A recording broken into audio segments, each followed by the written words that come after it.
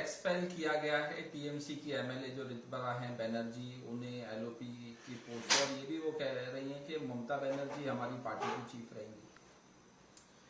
देखिए, कहते हैं सत्ता सबसे बड़ा सीमेंट होती है जो पार्टी को जोड़ के रखती है। जैसे ही 15 साल से लगातार सत्ता में रहे तृणमूल कांग्रेस की सरकार गई, पूरे टीएमसी में भगदड़ मच गई।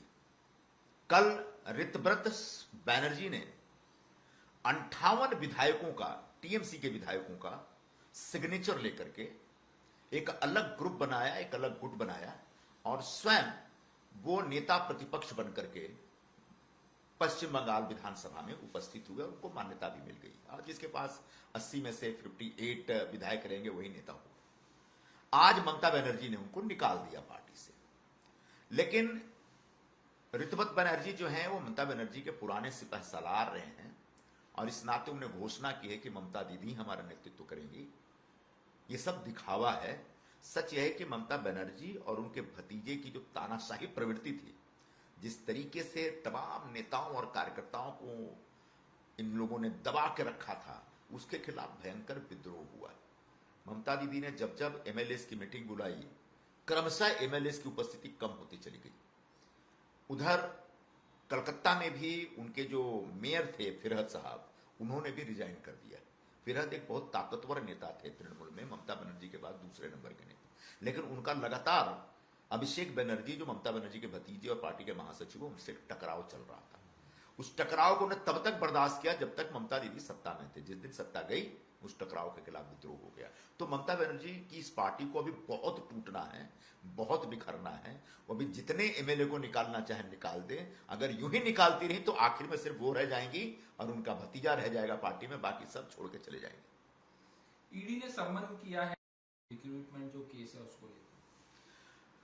ममता बनर्जी के भतीजे अभिषेक बनर्जी जो वस्तुतः पावर का एक बहुत बड़ा केंद्र थे जब तक ममता दीदी सत्ता में रही तब तक, और उस पावर में रहते हुए, सत्ता में रहते हुए उन्होंने सत्ता का खूब दुरुपयोग किया, जबरदस्त भ्रष्टाचार किया, अकूत संपत्ति जमा की है। अब उस सबका हिसाब किताब तो देना पड़ेगा उनको। तो जो उनकी सरकार ने, उनकी पार्टी ने, उनने स्वयं जो भ्रष्टाचार किया और उस भ्रष्टाचार के पैसे को छुपाने के लिए जो मनी लॉन्ड्रिंग की है, उसकी छानबीन हो रही है। और इसी के तहत ईडी ने उनको समन किया है, उनको जाना पड़ेगा। अब वो ये नहीं कह सकते कि हमारे ऊपर भेदभाव हो रहा है, हमारे साथ एक बुरा बर्ताव हो रहा है या बदला लिया जा रहा है। जी नहीं, आपने पूरे 15 वर्षों में इतना भ्रष्टाचार किया है कि उसका हिसाब यहीं देना पड़ेगा और हमारी सरकार ही लेगी। टीएमसी के स्पोक पर्सन है, उन्हें अरेस्ट किया गया मोलेस्टेशन केस मामले में, और ये टीएमसी के स्पोक पर्सन है जयप्रकाश मजूमदार, इनको अरेस्ट किया गया है। जयप्रकाश मजूमदार जी तृणमूल कांग्रेस के स्पोक्स पर्सन, और उनके ऊपर आरोप लगता है मोलेस्टेशन का। ये पूरा तृणमूल कांग्रेस का अगर आप चरित्र देखेंगे तो भ्रष्टाचार में डूबे हुए, सांप्रदायिक गतिविधियों में डूबे हुए, फिर बॉम्ब विस्फोट जैसी गतिविधियों में डूबे हुए, मोलेस्टेशन करने वाले महिलाओं को, जिस पार्टी की प्रमुख महिला थी वो उस पार्टी के प्रवक्ता महिलाओं का सम्मान नहीं करते, उनका मोलेस्टेशन करते हैं। तो ऐसे लोगों के खिलाफ पश्चिम बंगाल की सरकार को, पश्चिम बंगाल की जनता को जगते जगते 15 साल लग गए, लेकिन जगी, जिस दिन जनता जगी उस दिन इनकी सत्ता उखाड़ कर फेंक दी। और ऐसे तमाम भ्रष्टाचारी और महिलाओं के प्रति बुरा बर्ताव करने वाले जितने भी तृणमूल के नेता कार्यकर्ता हैं, सबके खिलाफ सख्त कार्रवाई की जानी चाहिए। फिरहाद हकीम जो हैं टीएमसी के नेता, उन्होंने काफी दिनों से अपना रेजिग्नेशन की बात कर रहे थे ममता बनर्जी से, और उन्होंने रेजिग्नेशन दे दिया कोलकाता मेयर के पद से। कलकत्ता के मेयर हैं फिरहाद हकीम, और वो तृणमूल कांग्रेस में एक बहुत ही पावरफुल लीडर माने जाते थे। कहते हैं ममता बनर्जी के बाद दूसरे नंबर के सबसे ताकतवर नेता वही थे, उनकी जबरदस्त फॉलोइंग थी। लेकिन यह भी एक सच है कि जिस दिन से ममता बनर्जी ने अपने भतीजे को प्रमोट करना शुरू किया, उस दिन से फिरहाद और उनके भतीजे के बीच जबरदस्त टकराव चल रहा था, और उनका भतीजा कोशिश कर रहा था कि फिरहाद को दबा के रखा जाए। अब जब सत्ता चली गई तो फिरहाद ने विद्रोह किया है, और उस विद्रोह का नतीजा यह है कि उन्होंने कलकत्ता के मेयर पद से इस्तीफा दे दिया है। वो निश्चित तौर पर जो ममता बनर्जी के खिलाफ जो ध्रुवीकरण हो रहा है तृणमूल कांग्रेस में, जो विद्रोह हो रहा है, उस पूरे विद्रोही गतिविधियों में वो शामिल हैं, और आने वाले दिनों में वो ममता बनर्जी से निकल करके तृणमूल का एक नया चेहरा निकलेगा, उस चेहरे में एक बहुत बड़ी ताकत के तौर पर फिरहाद हकीम भी हो सकते हैं। राहुल गांधी ने कहा है कि प्रधानमंत्री नरेंद्र मोदी इमरजेंसी की तरह कुछ लागू कर सकते हैं और जो सिस्टम प्रधानमंत्री के कंट्रोल में था वो कोलैप्स हो रहा है, उनके कंट्रोल से बाहर आ रहा है। आदरणीय राहुल गांधी जी इस प्रकार की बेवकूफी भरी बातों को फिर से जरा कटवट करते भी नहीं बात। आदरणीय राहुल गांधी जी इस प्रकार की बेवकूफी भरी बातें करने के लिए बहुत कुख्यात हैं। वो अक्सर ऐसी बातें करते हैं जो संविधान के खिलाफ होता है, जो देश के नियम कानून कायदे के खिलाफ होता है, और कहीं ना कहीं ऐसा लगता है कि उनको चूंकि सत्ता नहीं मिल पा रही है, इसलिए उस फ्रस्ट्रेशन में वो जनता को भड़काने या जनता के बीच विद्रोह पैदा करने के लिए इस प्रकार की बातें कर रहे हैं। मुझे पता है कि ईरान और इजराइल के बीच जो युद्ध चल रहा है उसकी वजह से हमारे देश की अर्थव्यवस्था पर एक अतिरिक्त दबाव पड़ रहा है, महंगाई बढ़ रही है, हालांकि इतनी भी नहीं बढ़ी है लेकिन बढ़ी है। डीजल, पेट्रोल और गैस की कीमतें बढ़ी हैं, उसका असर बाकी जो कैस्केडिंग इफेक्ट होता है, उसका कैस्केडिंग इफेक्ट बाकी सारे वस्तुओं की कीमतों पर पड़ रहा है। लेकिन इतना भी बुरा हाल नहीं है कि फाइनेंशियल इमरजेंसी लगा दिया जाए। यह जानबूझ के लोगों को प्रधानमंत्री नरेंद्र मोदी के खिलाफ भड़काने के लिए इस प्रकार के बेबुनियाद बातें करते हैं। प्रधानमंत्री नेहरू जी का भी रिकॉर्ड तोड़ा। हमारे देश के पहले प्रधानमंत्री पंडित जवाहरलाल नेहरू एकमात्र ऐसे प्रधानमंत्री रहे हैं जिन्होंने लगातार प्रधानमंत्री के पद पर रहते हुए 12 वर्षों तक वो काम करते रहे। यानी 12 वर्ष के अंदर कभी भी ऐसा वक्त नहीं है जब वो प्रधानमंत्री नहीं थे। यह एक रिकॉर्ड है, कीर्तिमान है, और इसी कीर्तिमान को हमारे वर्तमान प्रधानमंत्री और भारत के यशस्वी प्रधानमंत्री श्री नरेंद्र मोदी जी तोड़ने जा रहे हैं, एक नया कीर्तिमान स्थापित करने जा रहे हैं। आने वाले 10 जून को प्रधानमंत्री नरेंद्र मोदी जी एक ऐसे प्रधानमंत्री होंगे जो लगातार 12 वर्षों से ज्यादा अपने पद पर हैं। यह उनकी मेहनत, उनकी दिन रात की तपस्या जो है, और जन सामान्य के साथ उनका जो सीधा संवाद करने का जो तरीका है, उसका नतीजा है। और जिस तरीके से लोगों ने उनको लगातार 3 चुनाव में चुन करके दिया है, जिस तरह से उनके नेतृत्व में लगातार लगभग 20-22 राज्यों में सरकारें आई हैं बीजेपी और एनडीए की, वह प्रधानमंत्री की लोकप्रियता का सबूत है। और ऐसे लोकप्रिय प्रधानमंत्री को हम बहुत बहुत बधाई देते हैं।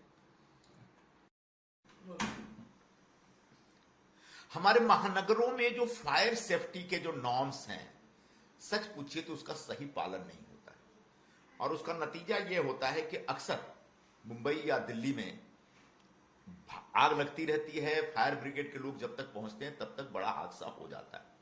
दिल्ली में मालवीय नगर में जिस होटल में आग लगी है, जिसमें 21 लोगों की जान चली गई, जिसमें 11 लोग विदेशी नागरिक थे, वो कहते हैं वो होटल ही पूरी तरह से अनऑथराइज था। उस अनऑथराइज्ड होटल के संचालन की अनुमति किसने दी?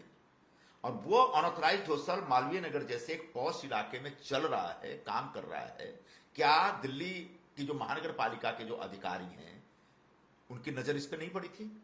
ऐसे तमाम जिम्मेदार अधिकारियों के खिलाफ और जिन लोगों ने यह अवैध और इलीगल किस्म का होटल चलने की व्यवस्था करके दी, उन सबके खिलाफ सख्त कार्रवाई होनी चाहिए, क्योंकि 21 लोगों की जान गई है। और इस जान की कीमत हालांकि कुछ नहीं, लेकिन जब तक जिन लोगों की जान गई है उनको अगर आपको सही श्रद्धांजलि देनी है तो ऐसे तमाम अधिकारियों को तत्काल बर्खास्त कर देना चाहिए, निलंबन भी नहीं, बर्खास्त कर देना चाहिए। तब कहीं जाकर फायर सेफ्टी नॉर्म्स का एक सही ढंग से पालन करने का दबाव हमारे म्युनिसिपल अधिकारियों पर रहेगा। आईपीएल के जो फाउंडर थे और फर्स्ट चेयरमैन ललित मोदी, उन्होंने सवाल उठाए। राहुल गांधी जिस तरह से कहते हैं कि हर बार उनके आईपीएल को लेके और उनको लेके सवाल उठाते हैं, उन्होंने कोच्चि टीम के बारे में कहा कि कोच्चि टीम का तो ग्राउंड भी नहीं था, फिर भी मुझे एग्रीमेंट करने के लिए कहा गया। उसमें शशि थरूर का नाम लिया उन्होंने, पी चिदम्बरम, सुनंदा पुष्कर और भी राजीव शुक्ला, इन सब का नाम लेके बताया। आईपीएल के फाउंडर ललित मोदी हालांकि खुद एक भगोड़े हैं और उन्होंने खुद बहुत सारे नियम कानून का उल्लंघन किया है, खुद कोर्ट में उनके खिलाफ मुकदमा चल रहा है, फिर भी उन्होंने जो खुलासा किया है वह यूपीए सरकार का कामकाज कैसे चल रहा था उसके ऊपर बड़ी सटीक टिप्पणी। आईपीएल एक प्राइवेट आयोजन था, बीसीसीआई के लोगों ने मिलकर के आईपीएल जैसी एक बहुत ही कामयाब किस्म की एक क्रिकेट टूर्नामेंट का आयोजन किया, और ये पूरा का पूरा जो माइंड था, जिसके दिमाग की उपज थी, वो ललित मोदी हैं। हालांकि इस आईपीएल में बहुत सारी कमियां भी हैं और उन कमियों के ऊपर अक्सर कांग्रेस वाले आज भी बोलते रहते हैं, राहुल गांधी भी बोलते रहते हैं। फिर भी ललित मोदी का जो खुलासा है वो साफ कहता है कि यूपीए की सरकार जब थी तो कांग्रेस पार्टी और उसके नेतागण और मंत्रीगण अपने पद का दुरुपयोग कर रहे थे आईपीएल की टीम अपने पसंदीदा लोगों को दिलाने के लिए। कोच्चि की वही कुख्यात टीम है जिसकी वजह से शशि थरूर को रिजाइन करना पड़ा था मंत्री पद से। शशि थरूर की उस समय की गर्लफ्रेंड, जो बाद में उनकी पत्नी बनती है, सुनंदा पुष्कर, उसको उसमें हिस्सेदारी दी गई थी। बाद में एक बहुत बड़ा घोटाला करके बाहर निकल के आया था और यूपीए सरकार के ऊपर बहुत सारे सवाल भी उठे थे। और उसके बाद से ही मैं देख रहा था कि यूपीए सरकार ने ललित मोदी के ऊपर एक जो कड़ाई करना शुरू किया और उसकी जो उसका स्क्रू टाइट करना शुरू किया, जिसकी वजह से वो भागा आखिरकार वो। तो ललित मोदी तो क्रिमिनल है, क्रिमिनल माइंडेड आदमी है, वो तो समझ में आ रहा है। लेकिन सरकार में रहते हुए यूपीए और कांग्रेस ने भी अपने सत्ता का खूब दुरुपयोग किया, आज ललित मोदी के बयानों से स्पष्ट हो जा रहा है।